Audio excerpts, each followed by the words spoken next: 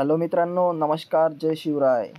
तर जसं तुम्हाला माहीतच आहे की जी आपली महाराष्ट्र ड्रग इन्स्पेक्टरची एक्झाम डेट आहे ती रिलीज झालेली आहे. 22 मार्चला ही एक्झाम होणार आहे. तरी तुम्हाला रिमाइंडर म्हणून मी हा सिलेबस थोडासा डिस्कस तुमच्यासोबत करतो. तर बघा, जे की आपला सिलेबस न्यू सिलेबस दिलेला आहे महाराष्ट्र DI एक्झामसाठी. तर बघूया, फर्स्ट जो सब्जेक्ट आहे तो फिजिओलॉजी, पॅथोफिजिओलॉजी, फार्माकोलॉजी आणि टॉक्झिकोलॉजी.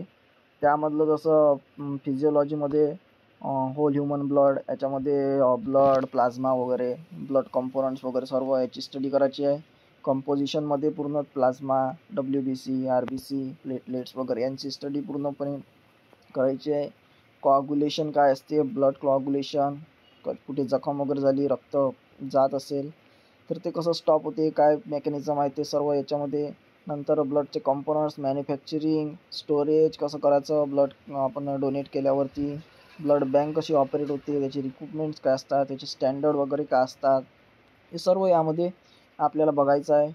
त्यानंतर सेकंड वन जो आहे तो पॅथोफिजिओलॉजी. पॅथोफिजिओलॉजीमध्ये जसे डिसीज झाले, STD जसे झाले, एड्स झाले, सेक्च्युअली ट्रान्समिटिंग डिसीज, हायपर सेन्सिटिव्हिटी जे झाले, जे की इम्युनोग्लोबुलिन मुळे होतो. हेपॅटायटिस झाला, HP जे हेपॅटायटिस B आहे ते झाला. याबद्दल पण आपल्याला डिसीजबद्दल डिस्कशन करायचं आहे.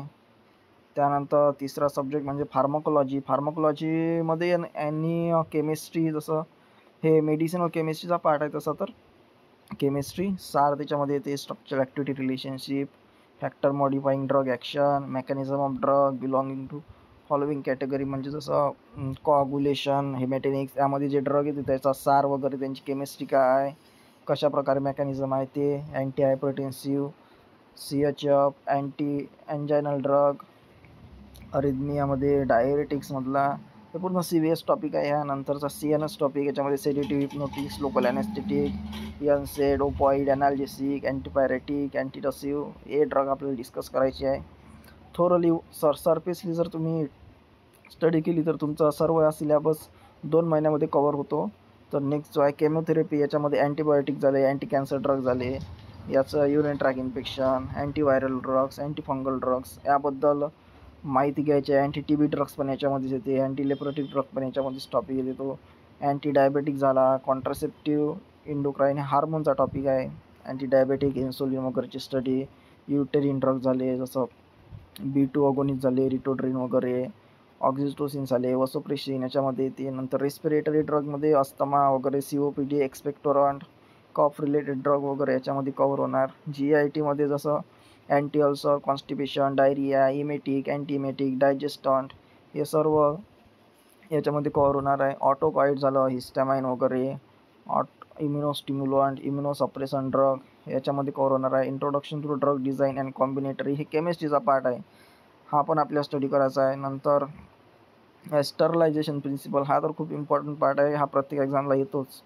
यामध्ये जसं पॅरेंट्रल्स वगैरे आहे, असेप्टिक टेक्निक्स आहे, डिसइन्फेक्शन आहे, pyrogen, sterility testing, pyrogen testing, LAL test झाली, पायरोजन टेस्ट झाली, रॅबिड टेस्ट, हे सर्व यामध्ये येते. नंतर असे ऑफ अँटीबायोटिक अँड विटॅमिन्स, याचा असे पर्सेंटेज, प्युरिटी वगैरे सर्व यामध्ये येते. बायोकेमिकल, सेरोलॉजिकल, व्हायरोलॉजिकल टेक्नॉलॉजीज, BOD झालं, डिफरंट मीडियाज झाले, कल्चर मीडिया वगैरे वगैरे, मायक्रोबियल ड्रग, जसे अँटीमायक्रोबियल ड्रग झाले, लिमिट टेस्ट आहे त्याच्या, आर्सेनिक लिमिट टेस्ट, मेटलचे टेस्ट जे असतात त्या व्हेरियस टेस्ट, गुडझेट ॲपराटस आर्सेनिकमध्ये वापरल्या जाते.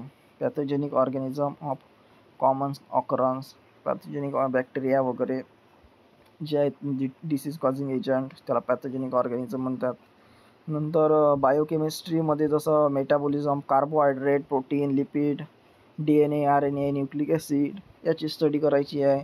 रिकॉम्बिनंट DNA टेक्नॉलॉजी, हा बायोटेक्नॉलॉजीचा पार्ट आहे. इम्युनॉलॉजिकल प्रोडक्ट्स, वॅक्सिन झालं, सेरा झाले, इम्युनोग्लोबुलिन झाले, याची सर्व स्टडी करायची आहे. नंतर केमिस्ट्रीमध्ये जसं आयसोमर, टोटोमर, फर्मंटेशन, हा तर वेगळा पार्ट येईल थोडा.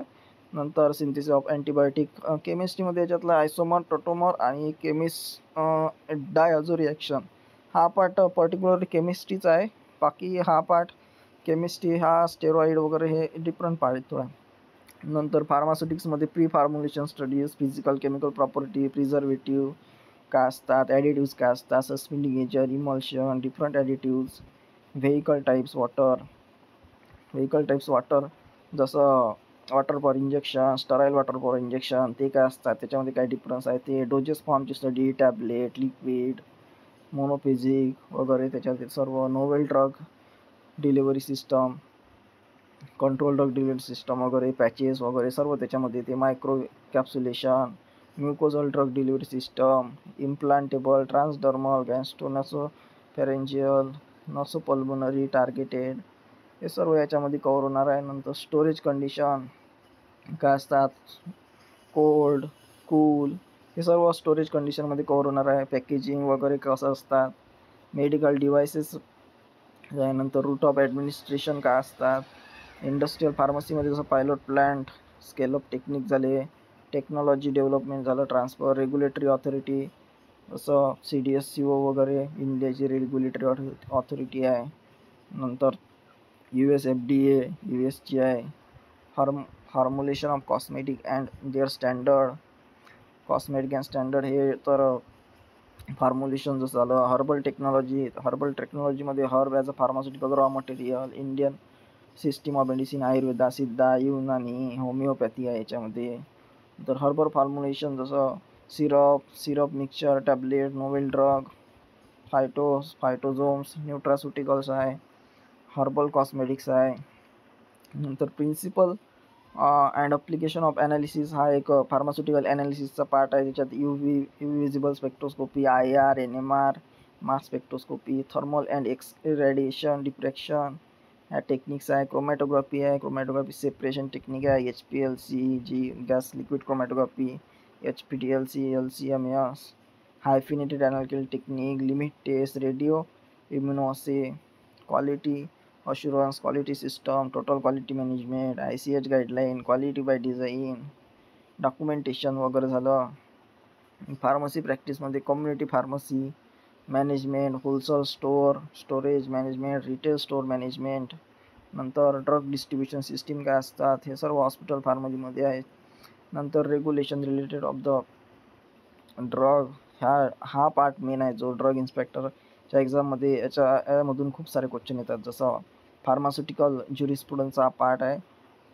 यामध्ये ड्रग अँड कॉस्मेटिक ॲक्ट 1940 आणि त्याचे रूल 1945मध्ये आले होते. डेफिनेशन काय असते, त्याच्या कमिट्या काय असते, statutory administrative body, DTAB, DCC, नंतर good manufacturing practices, good laboratory practices, schedule झाले अंडर द ॲक्ट. नंतर cosmetic rules, medicinal devices, drug and magic remedy act, narcotics, drug price control order, poison, pharmacy act, intellectual property, consumer protection right, nutraceutical, WHO, GMP, national health programme, irrational drug combination, antimicrobial, Indian pharmacopoeia, adverse drug reaction. हा पूर्ण जो आहे हा आपला pharma part आहे. आणि त्याच्या व्यतिरिक्त 10-15 क्वेश्चन जे आहेत ते आपले इंटेलिजन्स बेसिसवर विचारणार आहे. रिझनिंग झाले, मॅथ्स झाले, यापैकी कोणते पण येऊ शकतात. तर फार्मा पार्ट जर आपला कवर पूर्ण असेल तर आपल्याला याच्याबद्दल काही टेन्शन एवढं घ्यायचं नाही, हा कवर होऊन जाईल. जसं क्वेश्चन आज फ्रॉम द इंटेलिजन्स बेसिस वगैरे वगैरे. तर हा पूर्ण सिलेबस आहे आपल्या DIचा. तर यामधून आपण एक एक टॉपिक जो आहे तो नेक्स्ट व्हिडिओमध्ये बघणार आहोत. तर तुम्हाला जर व्हिडिओ वगैरे आवडला असेल तर तुम्ही चॅनलला सबस्क्राईब करा. यानंतर बघूया आपण. धन्यवाद.